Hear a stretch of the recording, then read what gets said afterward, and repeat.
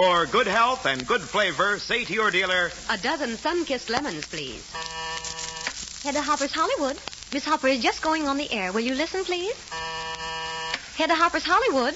Miss Hopper is just going on the air. Please listen. Hedda Hopper's Hollywood. Yes, it's Hedda Hopper's Hollywood, brought to you this week and next from New York by the growers of sun-kissed oranges and sun-kissed lemons. You know, New York has some very excellent places to eat. Famous steakhouses here are rather proud of the way they cook meat to retain all the natural juicy flavor. And they like you to enjoy it as is, with only the addition of lemon to bring out even more of the natural flavor. That's because lemon juice doesn't change or hide the good taste of fine meat. Just adds zest and tang.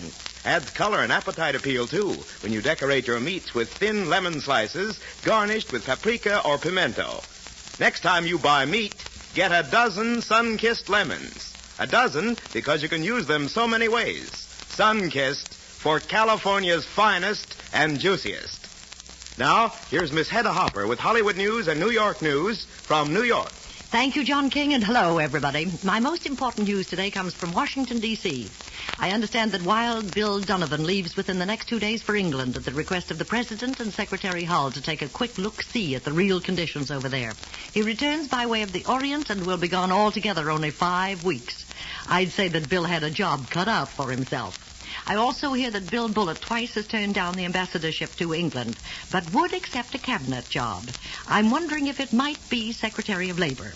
The opening of the Metropolitan Opera was fabulous, funny, and furious. Even in Hollywood, I haven't seen a larger battery of cameras. And to watch the side matrons scuttling from one door to another to make the main entrance so that they got in all the pictures was as funny as anything I've ever seen in Hollywood. I'm speaking now of the matrons whose faces matched their chinchilla coats. I was proud of our stage women. The two best-dressed women there were Lily Pons and Mrs. Larry Tibbett. In the last month, Lily and I have met in San Francisco, Los Angeles, and New York. Her chinchilla coat was the most opulent, and her necklace, a calla lily design made of diamonds and emeralds, all but blinded me. Jane Tibbett wore a diamond necklace that looked like Niagara Falls, but Mrs. Bill Hayward, former mother-in-law of Connie Bennett, wore the biggest rocks. I asked about her pearls because it was Mrs. Hayward who sold her Fifth Avenue home to Cartier's for a string of pearls and a snack of real estate. And Maisie replied, "I'm just too poor to wear pearls this year." Jeanette MacDonald fooled the press by coming in the wrong door. This was Charlie Knickerbocker's 27th Metropolitan opening. Incidentally, Inez Robb, who is a great friend of the Duchess of Windsor, flies south Monday to meet the Duchess and stay with her while she's having a tooth yanked. Most of those who attended didn't come to hear the music, but to show themselves off in the grand staircase or in the bar. I'm certain they chose the masked ball only because it had 5 acts. I don't know yet what it was all about. Greta Garbo and Gaylord Hauser arrive in New York in about 3 weeks for another swirl of social activities, and perhaps tea again with Mrs. Neely Vanderbilt. And if the weather continues cold, she'll probably wear her turtleneck sweater. Darryl Zanuck is pretty upset because they didn't use a picture of Don Amici on those new 10-cent stamps of Alexander Graham Bell. Darryl just couldn't wrangle it. Found Charlie Chaplin dividing his dancing attention night before last at the Persian Room of the Plaza between Sylvia Fairbanks, who still bursts into tears whenever Douglas's name is mentioned, the Countess of Jersey, and Mary Duncan Sanford. Charlie's doing all right for himself. Lillian Gish, when she was top movie star, used to be called the Iron Horse. She loved it. Now Deems Taylor calls Jeanette MacDonald the Iron Butterfly. I'm wondering how she'll like it. Fans don't seem to be bothering Madeleine Carroll, who is domiciled at the Ritz-Carlton, where I'm also stopping. I saw her French aviator in the elevator at the same place. Madeleine planes west tomorrow. Because I return to Hollywood on the 14th, I'll have to miss the biggest party of the year, the Star-Spangled Ball at the Astor for the Allied Relief. It sounds like a honey. Our most prominent comedians, composers, and playwrights will be bartenders, and they'll include Ed Wynn, Al Jolson, Eddie Cantor, Bill Gaxton, Irving Berlin, Robert Sherwood, Moss Hart, and the glamour girls include Helen Hayes, Mrs. Vincent Astor, Whitney Bourne, Constance Bennett. They'll be taxi dancers, and they'll get 50 cents a dance, and for each dance sold, they receive a star. So the girl whose gown will be star-covered at the end of the evening will have done some traveling. They'll have 5 bands, Ben Burney's, Eddie Duchin's, 3 others, a colored night club with Ethel Waters, Bill Robinson, and Paul Robeson. And their selling slogan is, well, who isn't going? Joan Crawford is the center of all eyes when she's escorted about town by handsome Charles McCabe of the New York Mirror. Just before I came on the air, Kay Kaiser phoned to invite me to a party they're giving for him at the Waldorf tonight. And has he been busy? When his picture opened here, he did 9 shows a day. The only trouble with Kay is he's never learned how to say no. I bumped into Arthur Treacher yesterday, who really looked like the butler he plays so well on the screen. His wife took him shopping, and he was actually carrying parcels. Jimmy Dunn's pals have tried, but haven't yet gotten him into a ninth club. I guess what he does instead. He goes bowling. Well, I finally had a ride in Major Beau's car, which is a city block long. Everything you've heard about it is true, including the gold cocktail bar, jade trimmings, and disappearing windows. The Major's a little hurt because his chauffeur turns on the electric heater every time he steps inside. And instead of grousing because the government takes 85% of everything he earns, he's proud of it. Maybe you'd be, too, if your income was $22,500 a week net. Charles Lawton is still very ill from that ear infection he got during the Hunchback. Well, Gary Cooper is now all set for Sergeant York, and Sam Goldwyn gets Betty Davis for Little Foxes. And that coming marriage of Brenda Fraser and Shipwreck Kelly must be just around the corner, because he's already selected furniture for a new apartment on which he's paid a deposit. And the romance may be all over between Bonnie Baker and Aaron Tucker, as I hinted to you a month ago, but there are those here who believe they've already been married. There was some fuss between them when they started the picture for Paramount because Bonnie's salary was only $90 a week and Tucker's around $4,000. Yes, an adjustment was made. New Yorkers never change. It's open season here for Californians the year round. Meet any New Yorker, and at the slightest lull in the conversation, he'll ask, "Well, and how do you like it here?" Then he puts on that cat that swallowed the canary look, as much as to say, "Wiggle out of that one." Well, they just love to watch the struggle between our politeness and loyalty, and of course the answer is always, "I love it here." It might be different if I couldn't get my California orange juice, but... Don't worry about that, Miss Hopper. There isn't anyone within sound of our voices who can't get California oranges 12 months in the year.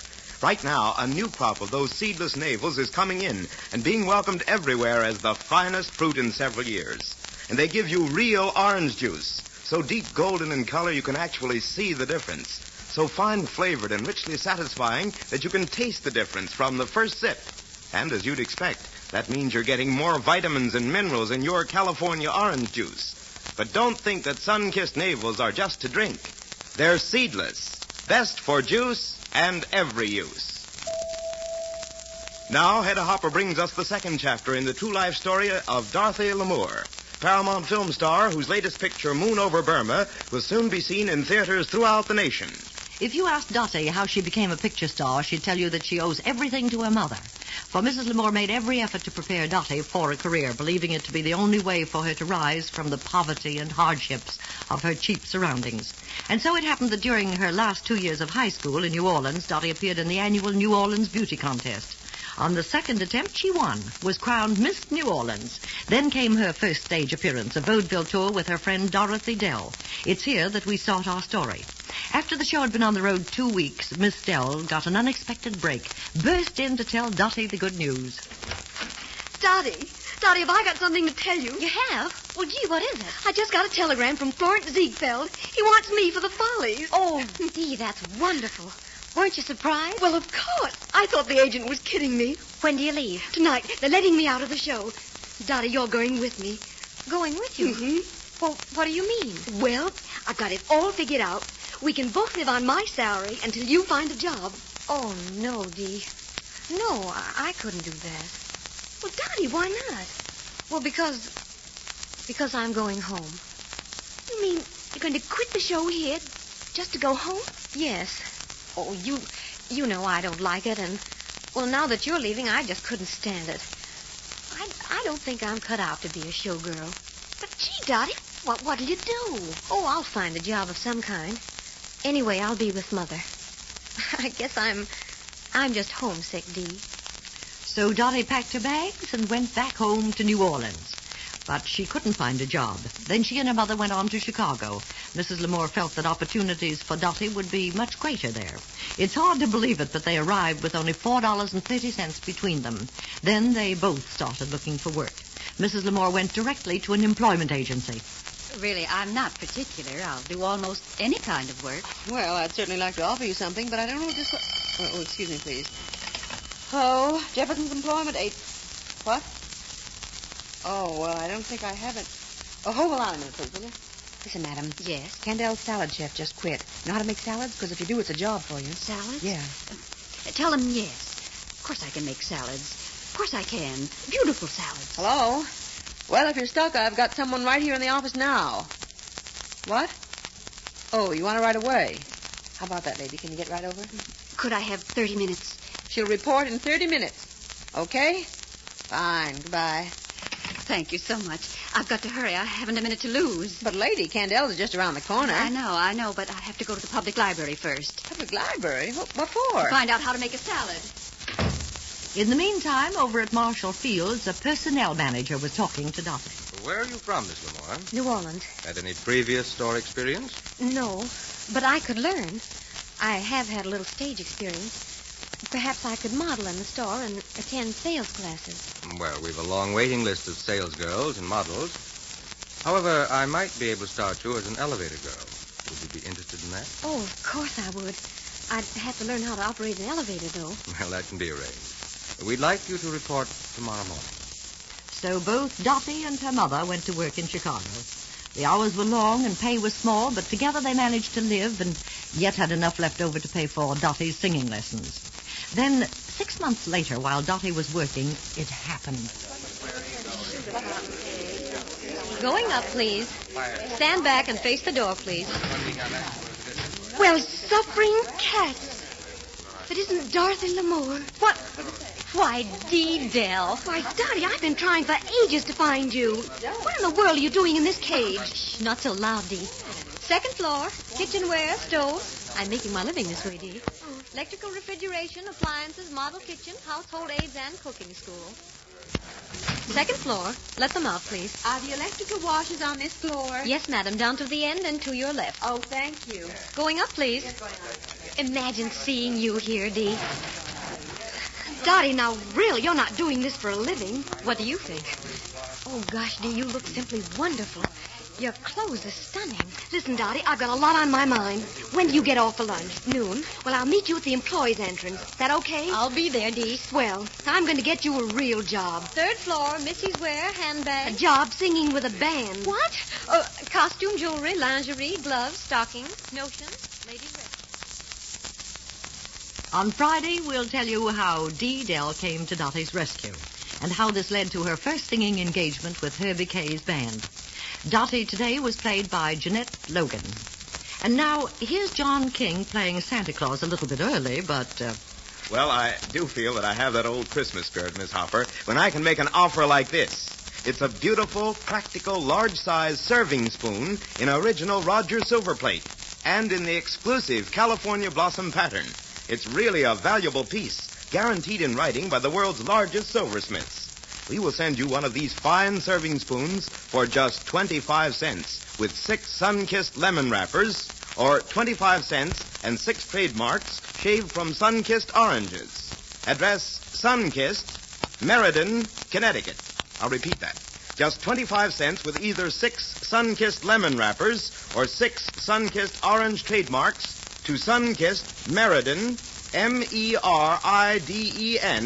Connecticut. So don't put it off. By all means, send for your California Blossom serving spoon today. This offer is limited to the United States. Now, Hedda Hopper previews. Comrade X, previewed in Hollywood last night, brings to the screen a new Hedda Lamour. With the aid of Ben Hecht's script and Clark Gable, she becomes a soft comedian and forgets all about glamour. And so this is your sun-kissed correspondent, Hedda Hopper, saying good afternoon to some of you, good evening to more of you, and good luck to all of you. And this is your sun-kissed spokesman, John Reed King. This is the Columbia Broadcasting System.